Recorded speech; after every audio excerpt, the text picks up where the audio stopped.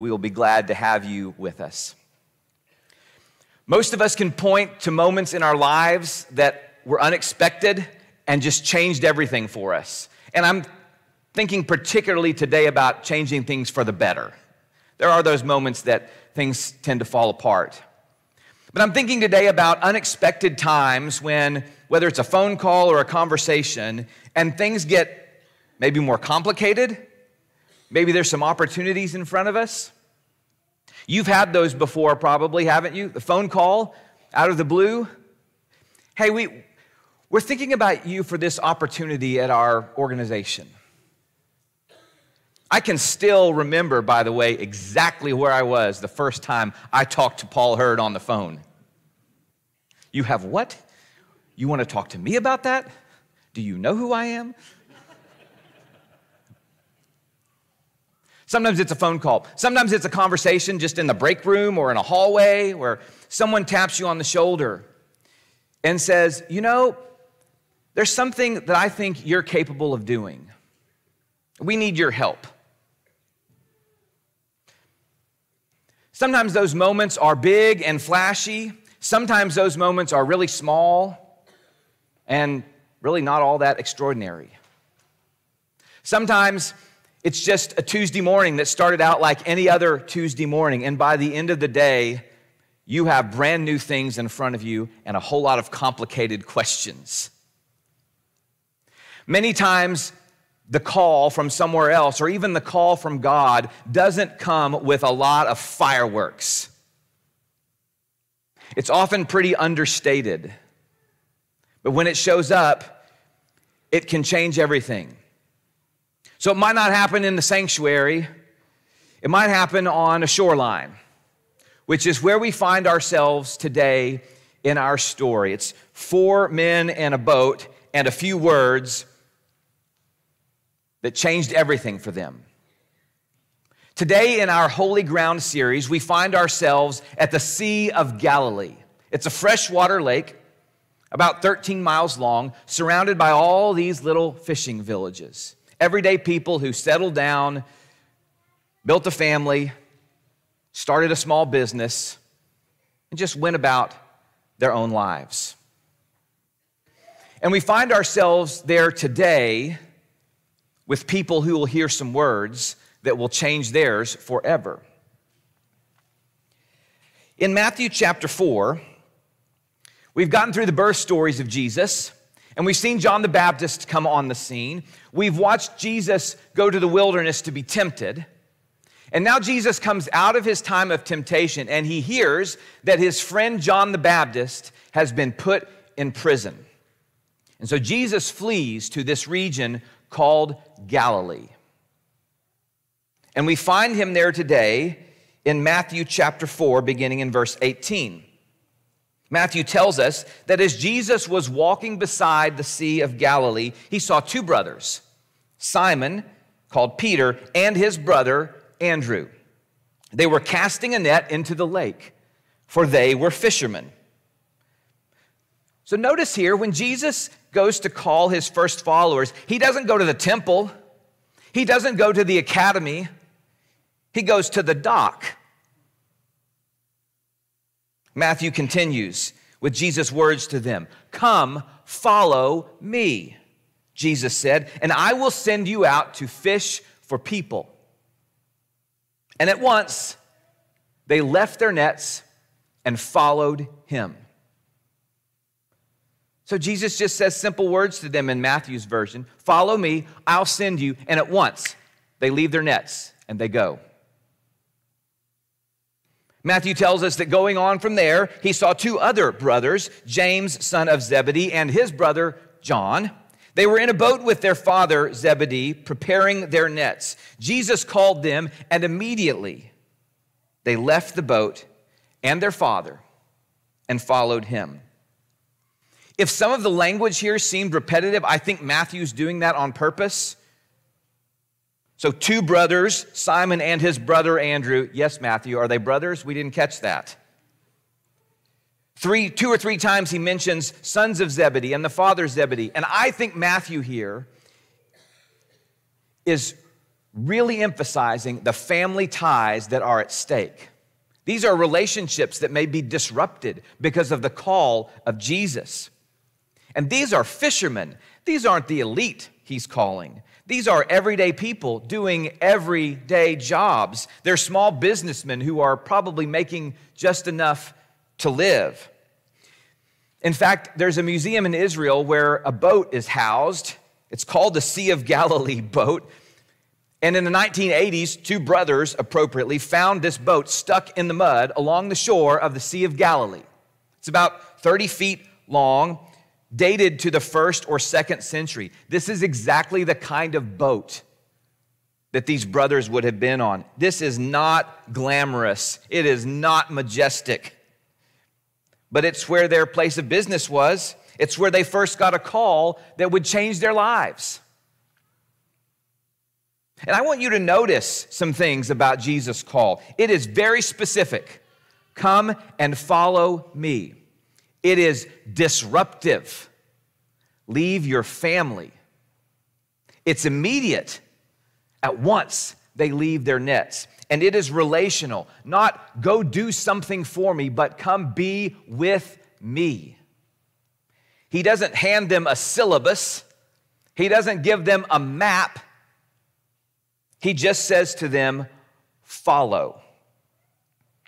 And what's interesting about this is that in Jewish tradition, typically, the rabbis didn't go ask for followers. The followers had to go sort of apply to study under the rabbi, much like you would at an elite university that doesn't accept all applicants. So what they would have been used to is finding a rabbi they wanted to study under and going and ask this person, can I study under you? Jesus does it a little bit differently when he calls his followers. There's a little bit of precedent for this, though, in this time period. There's a story told about Socrates who stands in a doorway one night and blocks the path of a young man named Xenophon. And Socrates begins to ask him questions. And he says, young man, do you know where I could go to find some goods?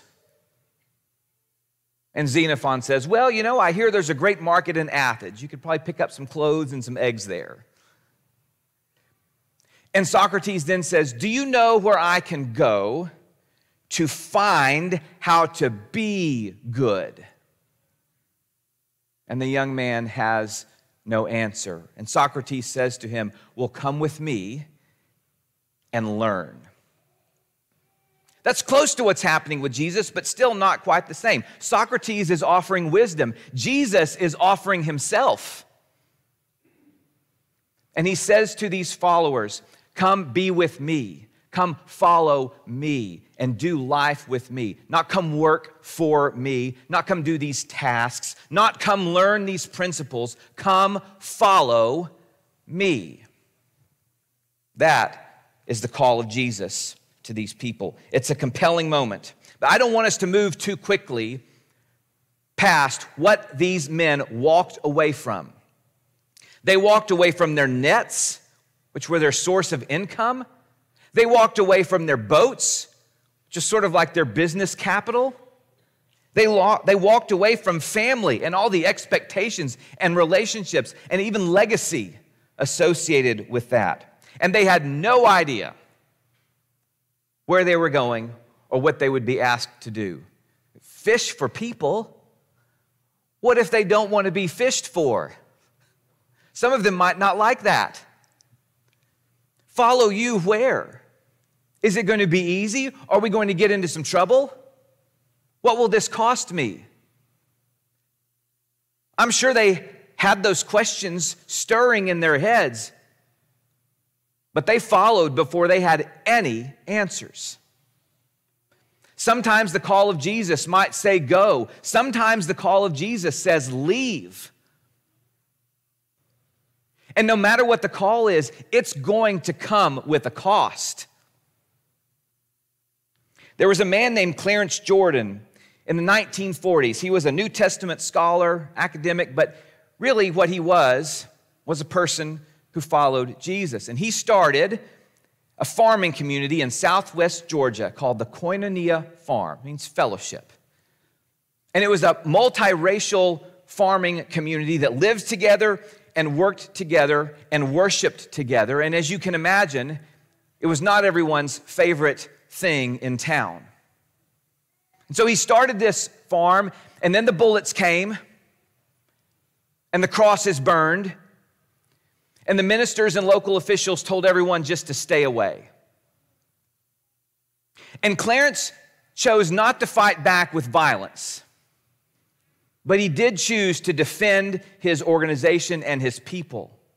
And so he asked his brother Robert, who was an attorney, "Hey, Robert, could you help us out? We need some protection. Can you draft some things? Can you go advocate for us?" But see, Robert had a problem. He had aspirations. The governor's mansion was in sight for him. And so Robert said, "I can't help you." And Clarence said to him, "I thought you follow Jesus." And Robert said, "Well, I do follow him, but I'm not going to get crucified over it." And Clarence said to him, "You're not a follower of Jesus then. You're an admirer." And Jesus does not call us to take up our admiration. Jesus calls us to take up our cross and follow him. Many times, the call to follow Jesus comes with great sacrifice. That's sort of a grand story. Let me bring it down a little closer to home. And let me also say, the call to follow Jesus, more often than not, does not look like full-time ministry. There are way more non-ministers than there are ministers. But sometimes it does look like that. You may have read some articles in the past few years about the minister shortage. What's happening? Where are our ministers? Why is it so hard to find them? And sometimes people will ask me that question. What do you think is causing this? And I'll politely say to them, well, how would you react if one of your kids came to you and said they wanted to go into ministry? Well, I know the questions we ask. Are you sure there's any money in that? Well, I don't know. That's just not very prestigious. Have you thought about law school? Oh, do that, but you sure need a backup plan. How about you major in finance and just be a great volunteer at your church? All of us in ministry have heard those things. And as a parent, I get it. But at the risk of sounding a little self-serving, I just want to say that I still believe that ministry is a high and noble calling.